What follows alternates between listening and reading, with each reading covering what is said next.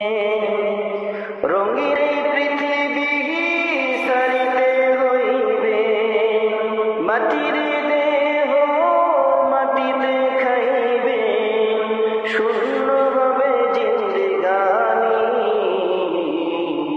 কার লাগিয়া এত মায়া, এত চোখের পানি রে মন, কার লাগিয়া এত মায়া, এত চোখের পানি। রঙিন এই পৃথিবী সারিতে হইবে, মাটির দেহ মাটিতে খাইবে, শূন্য হবে জিন্দেগানি।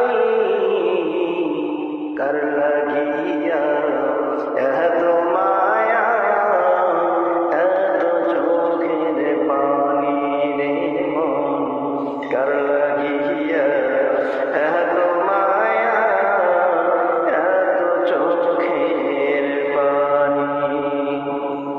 সন্ধ্যা হলে ডুবিবে বেলা, সঙ্গ হবে ভবেরই খেলা। সন্ধ্যা হলে ডুবিবে মেলা, সঙ্গ হবে ভবেরই খেলা। কেউ বা দিবে আখিরি গোসল, কেউ বা দিবে আখিরি গোসল, কেউ বা আনবে আতর গানি। কার লাগিয়া এত মায়া, এত চোখের পানি রে মন, কার লাগিয়া এত মায়া, এত চোখের পানি। কত আশা বাসা, কত মান, নিমেষে হবে হবে রে চুরমার। কত আশা বাসা, কত মান, নিমেষে হবে হবে রে চুরমার। কেউ বা ডাকবে মামা করে, কেউ বা ডাকবে মামা করে, সারা তো দেবে না জননী। কার লাগিয়া এত মায়া, এত চোখের পানি রে মন, কার লাগিয়া এত মায়া, এত চোখের পানি।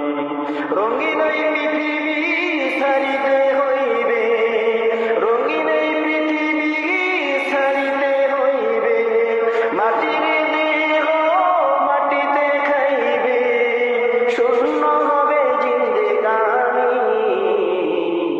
কার লাগিয়া এত মায়া, এত চোখের পানি রে মন, কার লাগিয়া এত মায়া, এত চোখের পানি।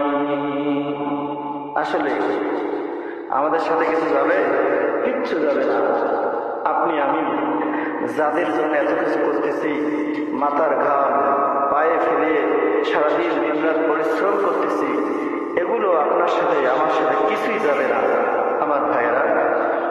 তাহলে আমরা শুরুতে সে মহান আল্লাহ তাআলার কাছে শুকর গুজার করতে যাচ্ছি যে আল্লাহ তাআলা আপনাকে আমাকে ভালোবেসে পছন্দ করে চতুর্থ রমজানে জুমার দিনে তার ঘরে আসার বসার সুযোগ করে দিল।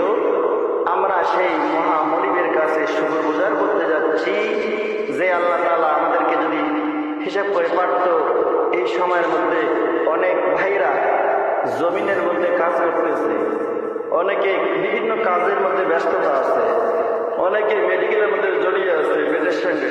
আল্লাহ রাব্বুল আলামিন সেগুলো করলো না। আল্লাহ তাআলা আপনাকে আমাকে ভালোবেসে পছন্দ করে তার ঘরে নিয়ে আসলেন। এই জন্য আমরা সকলে বলতেছি আলহামদুলিল্লাহ।